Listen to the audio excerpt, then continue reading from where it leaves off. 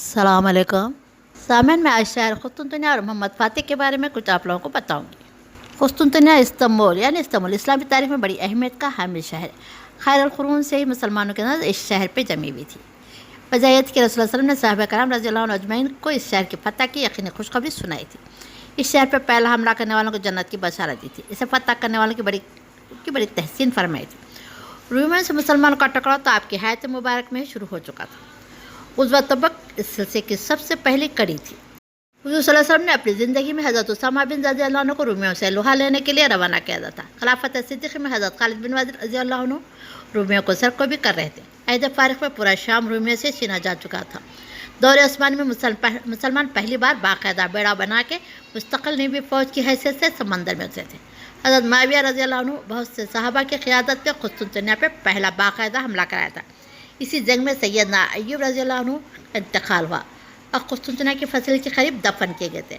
حضرت عمر بن عبدالعزیز رضی اللہ عنہ 1800 بحری جہاز لے کر قسطنطنیہ پہ الغار کیا اور پھر عثمانی سلطنت بایزید الاعظم نے بھی اسے فتح کرنے کی کوشش کی، لیکن بیک وقت کئی طرف محاذ کھل جانے کے سبب وہ بھی اس شہر پہ پہنچ کشی نہ کر سکے اور اس پورے دور میں قسطنطنیہ ناقابل تسخیر رہا۔ بشارت نبوی کے مستاح بننے کے لیے مسلمانوں نے اس شہر کو فتح کرنے کی اس قدر کوشش کی کہ ایک جنگ کا ماننا ہے کہ صرف اس اکیلے شہر کو فتح کرنے کے لیے مسلمانوں نے 900 سالوں میں اتنی جنگی طاقت و قوت صرف کی تھی کہ اگر یہ طاقت یورپ پر صرف کر دی جاتی تو پورا یورپ مسلمان کے دستہ نگر ہو جاتا۔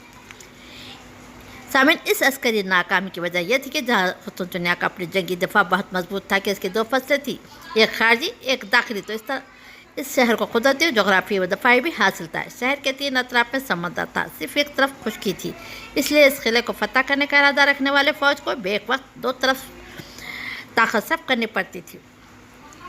جہاں قلعے کے فاصلے توڑنے کے لیے گولہ باری کرنی پڑتی تھی، دوسری طرف سمندر کی طرف رسد اور کمک کو روکنے کے لیے ناکہ بندی بھی ناگزیر ہوتی تھی۔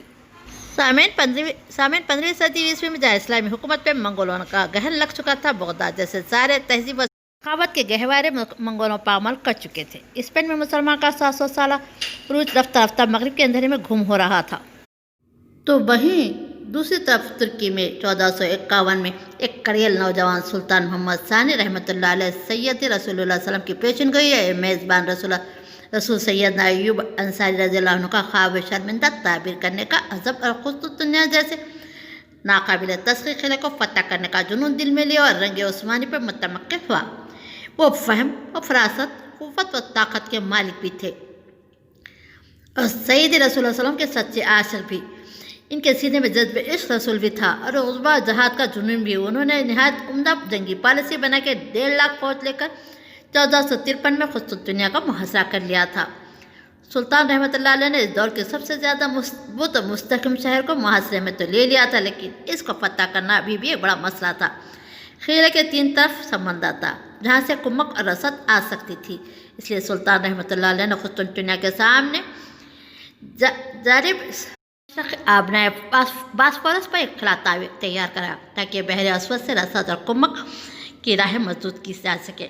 جنگی بیڑا بھی تیار کرایا، سینکڑوں بحری جہاز آس پاس کے سمندر کی ناکہ بندی مختلف جگہوں سے قسطنطنیہ پہ حملہ کرنے کے لیے تعینات کی گئے، جبکہ اصل حملہ خشکی کے راستے سے تھا، اس لیے شہر کی دوہری فصل کو توڑنے کے لیے سلطان نے اس دور کی سب سے بڑی توپ تیار کرائی تھی، جس کی نال 27 فٹ لمبی تھی، جو کہ اپنے 130 انچ قطر کے دہانے سے 300 کلو کا گولہ 1 میل تک داغ دے سکتی تھی۔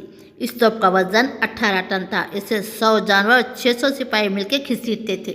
سامعین، یہ پہلے بھی بتا چکی ہوں کہ اس قلعے کے اطراف پانی تھا اور وہ سمندروں میں زنجیریں ڈال کر اس راستے کو مسدود کیے تھے کہ مسلمانوں کا کوئی بحری بیڑا اس میں داخل نہ ہو سکے، کیونکہ آبنائے باسفورس اور سمندروں کے ملانے والا راستہ چند گز کے فاصلے پہ تھا۔ قدرتی طور پر 2 پہاڑ ہونے کی وجہ سے یہ راستہ تنگ تھا، اس پہ بآسانی کے ساتھ زنجیریں ڈالے جا سکتے تھے۔ اتنی بہترین پالیسی اور 2 مہینے کی گولہ باری کے بعد بھی قسطنطنیہ کی مضبوط دیواریں نہیں ٹوٹی۔ سرنگیں اور خندقیں کھودنے اور سامنے سے الغار کرنے کی ساری کوششیں ناکام ہوئی تھی اور کافی نقصان بھی اٹھانا پڑا تھا۔ کامیابی کی کوئی صورت نظر نہیں آتی تھی، لیکن یہ سلطان رحمت اللہ کا ناقابل تسخیر جنون ہی تھا کہ وہ 2 مہینے کی ناکامی بھی سلطان کے عزم کو کمزور نہیں کر سکی تھی، بلکہ ان کا جنون بڑھتا ہی چلا جا رہا تھا۔ پھر سلطان اپنے ذہنی اور روحانی فہم و افراد سے ایک نیا پلان تیار کر کے سارے ماہرین جنگ کو حیران کر دیا اور ایسا کارنامہ انجام دیا جو کہ آپ سے پہلے نیوی کے کسی کمانڈر کے ذہن میں بھی نہیں آیا تھا۔ سلطان نے سمندری راستے سے اپنا بڑا لے جا کر دوسری طرف جانب حملہ نہیں کیا، کیونکہ دوسری طرف رومی فوج بھی تھی، پانی میں زنجیریں بھی، اس لیے ان کے عقب میں پہنچنا بہت مشکل تھا۔ اس لیے سلطان نے رومیوں سے بچنے کے لیے عقل کو دنگ کر دینے والا اقدام کیا۔ سلطان نے تمام قیدی کو آزاد کیے اور پورے جھاڑ کٹوائے، اس کے پہیے بنائے، تمام جانور کو کاٹ کر ان کی چربی لگا کر ان کو چکنا کیا گیا تاکہ وہ آسانی سے چل سکے۔ پھر ان پہیوں پر اپنے بحری جہاز اس جدید چربی کی ٹیکنالوجی کے ساتھ کھسکتے ہوئے راتوں رات خشکی کے راستے سمندر میں اتار دیا گیا۔ آبنائے باسفورس سے لے کر آبنائے زرین تک ایک لمبی سڑک بنوائی تھی۔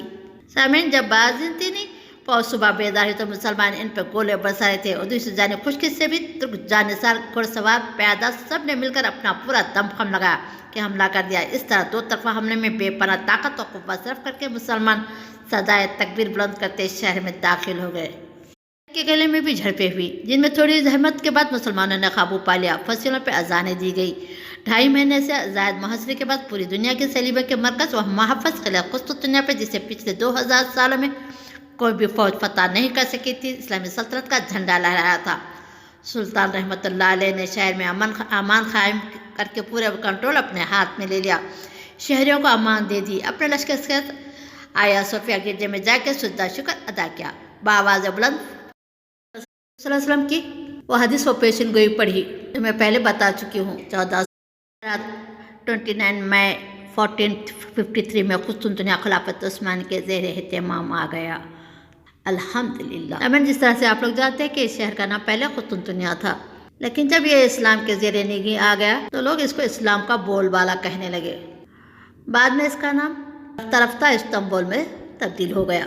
سامعین، میں آخر میں اس اقبال کی شعر سے میں اپنے بات کو ختم کرتی ہوں۔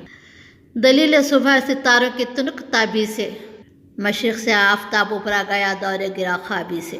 اقبال نے محمد سلطان فاتح کے اعزاز میں یہ شعر کہا تھا۔